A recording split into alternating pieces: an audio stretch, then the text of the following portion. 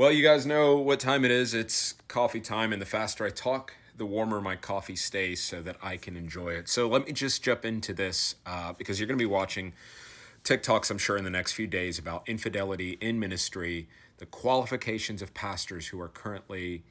It's just such an ongoing thing over the last couple of years. Pastors who are being disqualified from ministry because of something they've done allegedly. Now, this current situation as of September 18th, 2024, whatever day it is today, 19th, might not be true. And I hope that it's not true. And I don't know, we'll find out more details whether there's infidelity in this well-known Pastor Stephen or not. And I hope it's not true. But currently, his elder board has asked him to step down. I want to just maybe talk about ministry, qualifications of ministry, and a little bit about church polity for a quick minute, if we can. Recently, I've been given the opportunity to look into going back into full-time Christian ministry in the position of a senior pastor. It's something that I aspire to do again someday, but not right now. And people have been asking me, like, how is it, this is kind of like your thing. This is what, you've been equipped and called to do. You're an ordained minister. Why don't you want to be a senior pastor? So I want to talk about that in relation to what's going on right now, as well as just church polity in general. In America, you still with me? A minute, 30 seconds into this? In America, we have this thing that has happened to churches, and I think it starts in like the 1950s and it works its way till now, where we say, hey, the American government works so well at being slow to change and therefore bringing about a consistency and avoiding making big rash decisions that could ruin the American government. And what the church did, specifically the Baptist church, the evangelical church as it is, they said, let's do the same thing. Let's have a pastor who is your quote unquote president, and he more or less answers to Congress, which is your quote unquote committees. And you have a judicial branch, your Supreme Court, which is quote unquote your deacons. And so if anything ever goes wrong, the deacons will take care of it. If there's any decisions that need to be made, the committees will take care of it. And then ultimately, like the shepherd, the pastor, for whatever term he has there, whether it's 4 years or 40 years, typically not 40. That guy, that senior pastor, will kind of make the decisions. And so we brought Americanism into the church. And when you look at scripture, that's not at all what you see. And this is kind of something that I really harp on with some of the people that have been in my spiritual care over the last couple of years. The Bible is clear that there should be multiple elders, I believe, ordained men who are knowledgeable in scripture, theology, biblical theology, systematic theology, Greek, Hebrew, skilled in different ways, some for visiting, some for bearing, some for marrying, some for counseling, some for preaching, some for teaching. Those are two different things. And so you have a more biblical perspective is a board of elders, of qualified men that can hold one another accountable and kind of guide the church. And so rather than a well-intending layman, a plumber or a doctor or a nurse or a city worker or a teacher trying to run the church and run their lives and their families and all that stuff, just let the pastors oversee the church and obviously hold them accountable where it needs to be.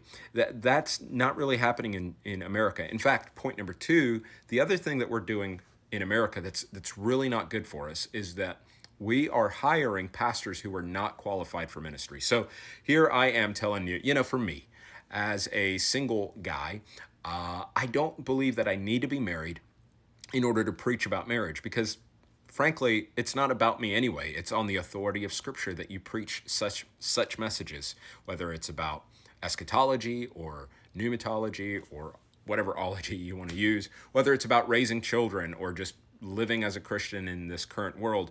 We do it on the authority of Scripture, not based upon my testimony. However, the Bible is really clear that the position of elder, the bishop, the pastor, should be one who is qualified. And it goes through a whole list in the pastoral epistles. For example, the pastor should be able to teach, hospitable, not prone to anger, not a drunkard, etc.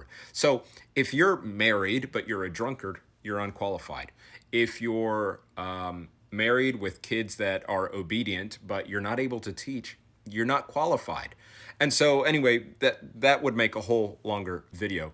But case in point, what we do see happening in a lot, especially smaller churches, a lot of smaller churches in America, are pastors who quote unquote, our pastors because a group of people didn't like the way things were going in their home church. And so they said, look, we're going to split off, but we like this guy. Maybe he's a deacon at the time. Maybe he's just like a good teacher or a good preacher or a Sunday school leader. We're going to make him our pastor. We're just going to take our money. We're going to rent a building or go build a building elsewhere. And so ergo factor, you go into any city in America and you have like anywhere from 6 to 10 to 12, 15 Baptist churches, depending on how big that city is. Why? Because all of these people just like put pastors into positions that maybe they're not qualified to hold. And then there's this situation that is popping up this week, where you might have an elder-led church, you might have a biblically structured church, what we call polity, ecclesiological polity. I need coffee. You might have everything set up right. You might have what you believe to be a qualified pastor who's married with children who are in obedience to him, as long as they're younger children. Because obviously the older they get, the more the preacher's kid can just do whatever he wants. He's not a drunkard. He's able to teach. He's hospitable. He's kind. He's of good rapport in the community. And still, there might be a situation where he falls in some kind of a sin that he hides because he's self-destructing, and so he's turning to alcohol, drugs, infidelity, adultery, pornography, whatever, and ruining himself, hiding it for some time until the church finds out. Now, yes, you do have the even more extreme situations where there's spiritual abuse or even sexual abuse. And those are all heartbreaking situations. And that can happen to someone who was never qualified to begin with.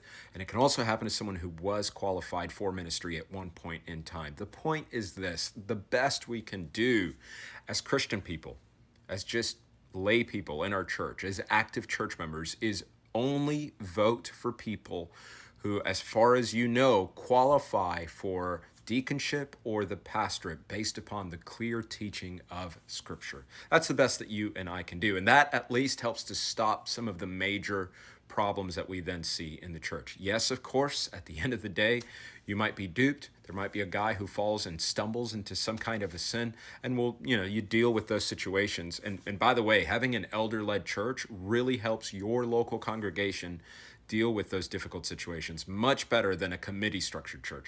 But that is neither here nor there. The point is, look, the Bible laid it out for us. It's not really up for our opinion or our Western perspective to try to smash things into what we think is best. We just need to take the Lord at his word, trust him, and obey him through that process, especially when it comes to our pastors and to church discipline. I hope the situation with Pastor Stephen is not true. I hope that it's a complete misunderstanding and that he gets better. Either way, I hope that he gets better.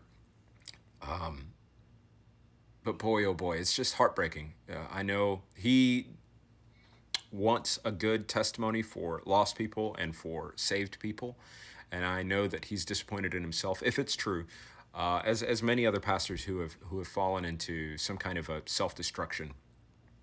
So I wish him the best, and I wish his local congregation the best. And I would just encourage you, again, let Scripture do the talking when it comes to how to structure the local church, who should and should not be your deacon, your Sunday school teacher, your pastor, and look to Jesus. He never fails. I'll fail you. I promise I'll fail you. This whole TikTok account of mine will fail you, and every other Christian on this app will fail you, but Jesus never fails.